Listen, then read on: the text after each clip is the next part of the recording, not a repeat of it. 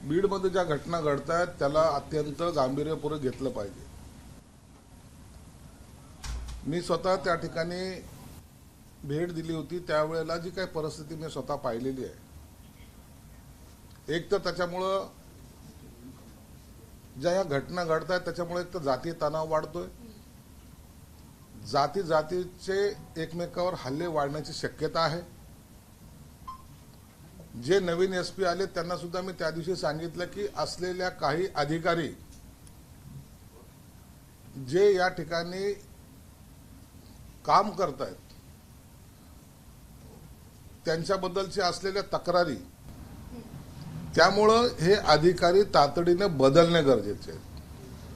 अनेक वर्षाची त्यांचे असलेले हितसंबंध, त्यामुळे तपासामध्ये ब्रेक येत आहेत। कोणतीही घटना झाली, मग तो कोणत्याही जाती धर्माचा असो, तो डायरेक्टली छाती ठोकपणे सांगतो की अधिकारी माझा बसलेला आहे, तपासामध्ये माझ्यावर कोणताही गुन्हा दाखल होणार नाही, किंवा जर झालाच तरी मी त्याच्यातून निर्दोष बाहेर सुटेल, अशा प्रकारचं एक आत्मविश्वास त्या ठिकाणच्या अनेक गुंडांना झालेला आहे। म्हणून एक असलेली यंत्रणा त्याला पुन्हा एकदा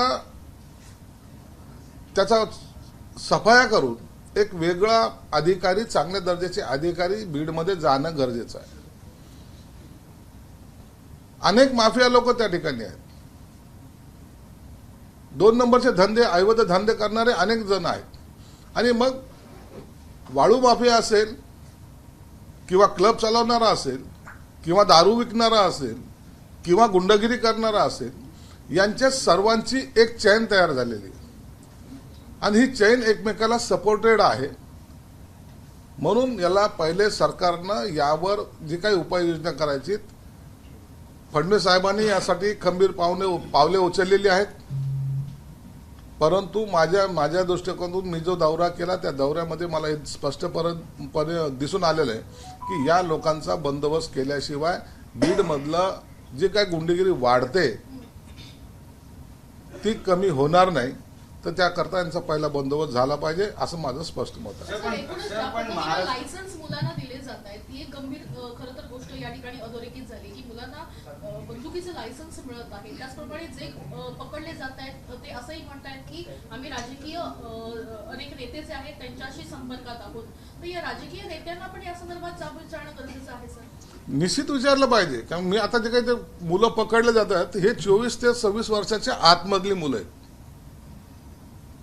एखाद्याला रिव्हॉल्व्हरचा लायसन्स देत असताना त्याच्या जीविताला असलेला धोका किंवा त्याची असलेली संपत्ती, या सगळ्या गोष्टीचा विचार पोलीस मला वाटतं करत असतात, परंतु इथं तसं कुठेही घडलेलं दिसत नाहीये। आणि मग जे काही लोक आरोप करतायत, तिथं राजकीय पक्षाचे नेते आरोप करतायत की एकेका गावामध्ये 100 रिव्हॉल्व्हरचे लायसन आहेत, तर असं काय आहे तिथे? म्हणून तातडीनं हे सगळ्यांचा आढावा घेणे आणि हे लायसन रद्द करणे हा त्याच्यावरचा पर्याय आहे। रिव्हॉल्वर हातात आली, 24 वर्षाचा 22 वर्षाचा मुलगा तो बेफाम होऊन जर एखाद्याला गोळी झाडली तर त्याला काही वाटत नाही, आणि मग त्याला वाचवणाऱ्यांची एक वेगळी फळी तयार असते। म्हणून ही गुंडगिरी आता बीडमधून संपली पाहिजे, हे सर्वांचंच मत आहे। पण महाराष्ट्रामध्ये सरपंच खतरे में अशी परिस्थिती आहे, कारण तुळजापूरमध्ये तर सरपंचाला पेट्रोल टाकून जाळण्याचा प्रयत्न झाला, औडणमध्ये ठाकरे गटाच्या सरपंचाला त्या ठिकाणी हल्ला झाला, कसा पाहिला? कुठलीच कारवाई होत नाही, सरकारवर टीका होते। नाही, कारवाई झाली पाहिजे।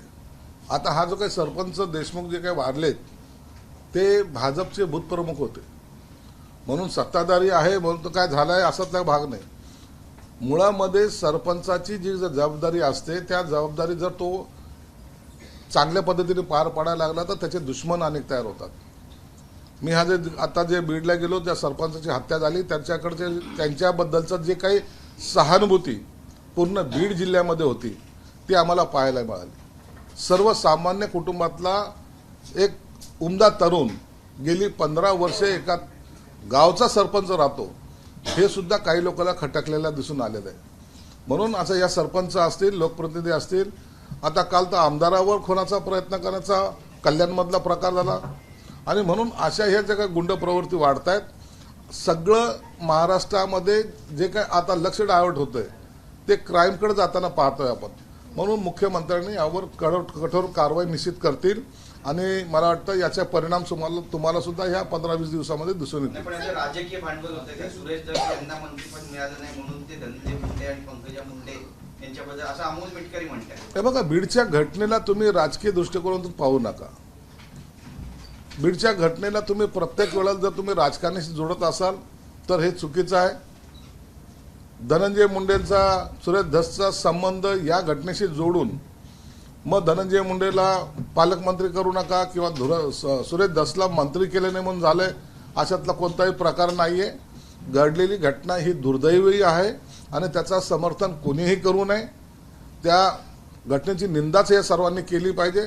म्हणून याला राजकीय वळण देता कामा नये असं आमचं तर स्पष्टपणे मत आहे. पण एकूणच या प्रकरणात संजय राऊत यांनी असं म्हटलेलं आहे की एकही मुंडे तपास पूर्ण होईपर्यंत कुठल्याही पद्धतीनं सत्तेत असता कामा नये. नाही, याचा निर्णय मुख्यमंत्री घेतील.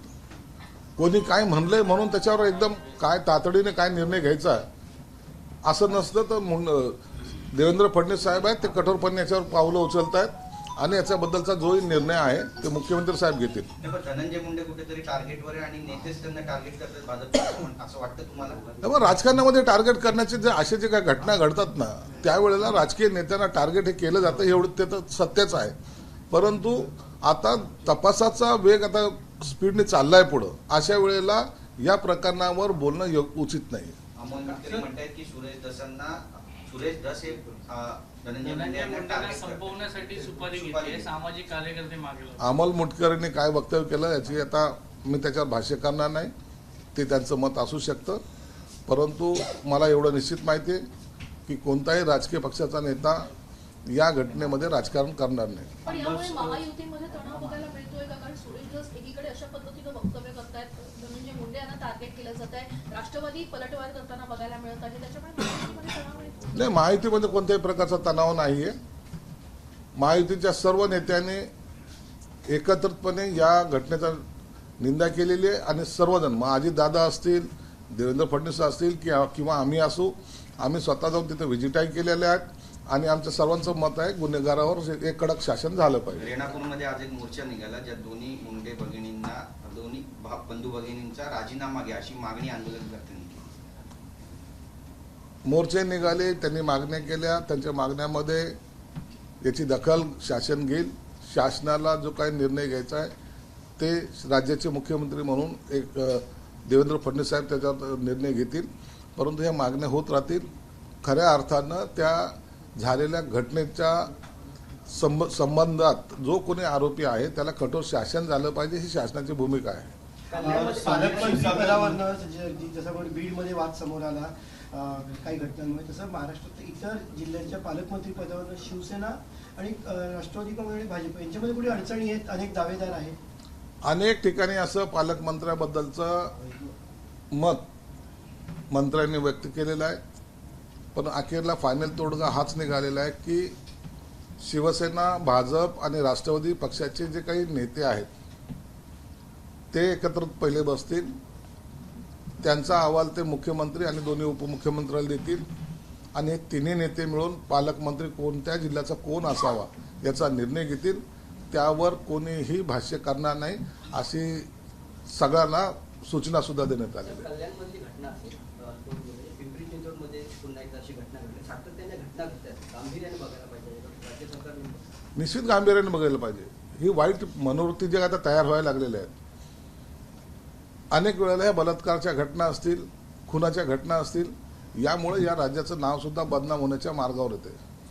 महाराष्ट्रात काय चाललंय तर खून झालाय, बलात्कार झालाय या बातम्या नको. तर महाराष्ट्र हा प्रगतीपथावर जाणारा महाराष्ट्र असला पाहिजे.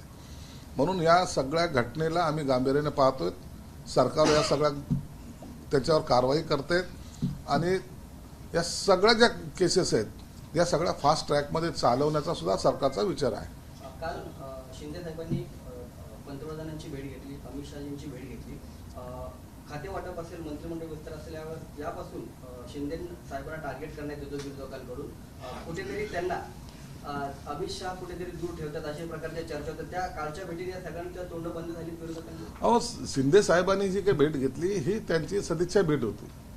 कोणतंही राजकीय त्यामध्ये चर्चा झालेली नाहीये. निवडणुकीनंतर इतक्या प्रचंड बहुमत मिळालं.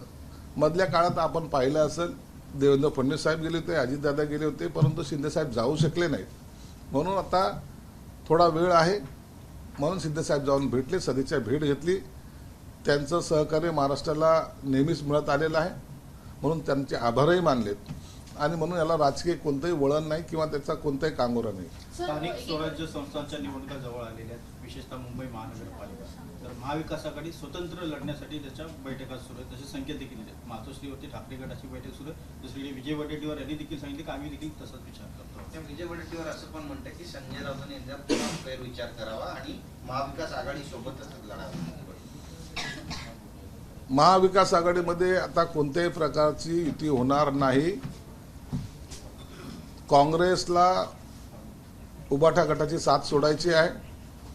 राष्ट्रवादी याच्यावर कोणत्याही प्रकारचं भाष्य करत नाही. याचा अर्थ तेही उबाठा गटावर राहण्याच्या मनस्थितीत नाहीत.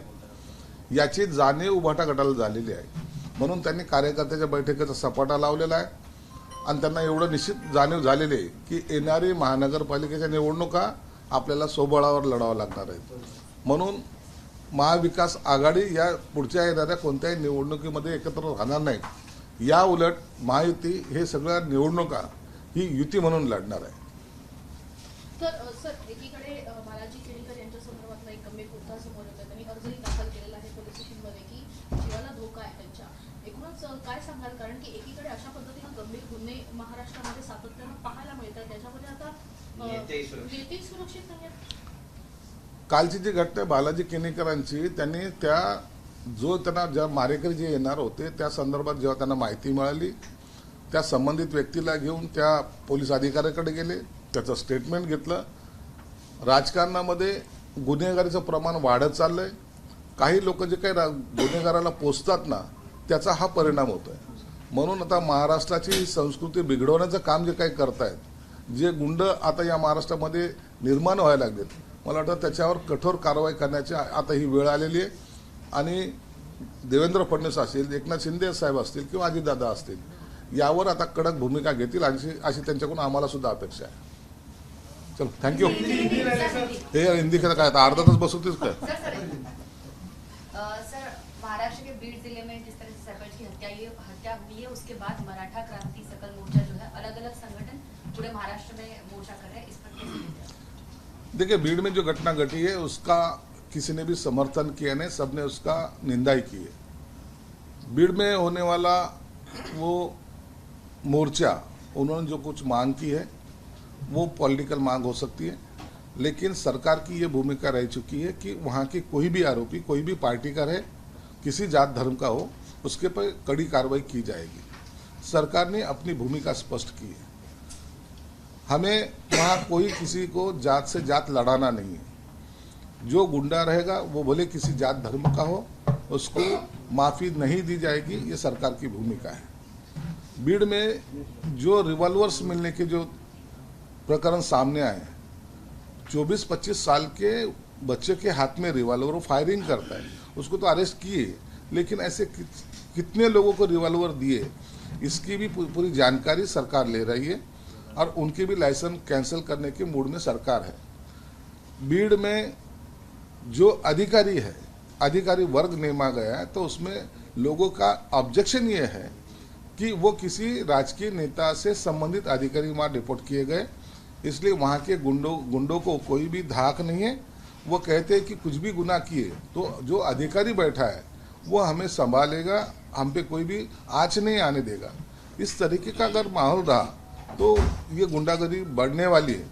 तो इसलिए वो अधिकारी को भी बदलने का एक प्लान, एक्शन प्लान जिसे कहते हैं, वो सरकार कर रही है. और मुझे लगता है ये 2-4 दिनों में बहुत सारे अधिकारी वहाँ से बदले भी जाएंगे. सर, अमोल मिटकरी कहते हैं कि मुंडे फैमिली जो है उनको टारगेट किया जा रहा है और सुरेश धरसी जानबूझ के कर रहे हैं. देखो, कोई किसी फैमिली को टारगेट करने का या किसी को दबाव में लाके उसके ऊपर कार्रवाई करने का सरकार का कोई भी इरादा नहीं. जिसने ये घटना की है, जिसने ये खून किया है, उसको अरेस्ट करने की सरकार की भूमिका है और उससे सरकार पीछे नहीं हटेगी. सर, महाराष्ट्र के अलग तुळजापूर को या फिर पोखरण में भी सरपंच पर हमले हुए हैं, कैसे देखते हैं इसे? क्या सरपंच अब सुरक्षित नहीं है? नहीं, सरपंच ही नहीं, पूरे पूरे पॉलिटिक्स के लोगों के भी, बड़े बड़े नेतागण जो भी है उनके ऊपर भी ऐसे हमले हो चुके हैं। तो सरकार इसको गंभीरता से ले रही है और आने वाले भविष्य में ऐसी कोई घटना न घटे, इसलिए सरकार अपनी तरीके से उपाय योजना करेगी। सर, महिलाओं के खिलाफ अपराध जो है, नागपुर हो, कल्याण हो और साथ ही अभी पिंपरी चिंचवड में दिखाई दे रहा है, कैसे देखते हैं? नई सरकार स्थापित हुई उसके बाद ऐसे मामले जो है वो सामने आ रहे हैं। नहीं, सरकार का और ये आरोपी का ऐसा कोई टच नहीं रहता है। तो सरकार ये घटना जो घटती है, सरकार बदलने के बाद ऐसी घटना घटती है, ऐसी नहीं है। ये जो मानसिकता रहती है वो लोग अलग होते हैं, समाज में वो विद्रोह करना चाहते हैं। समाज की जो घटना घटती है वो उनसे और पॉलिटिक्स से कोई संबंध नहीं है। तो सरकार इस पर कैसे और कितनी जल्द एक्शन फास्ट ट्रैक से उनके ऊपर गुना लगाएगा और खटला भी चलाया जाएगा। एबीपी माझा, उघडा डोळे बघा नीट.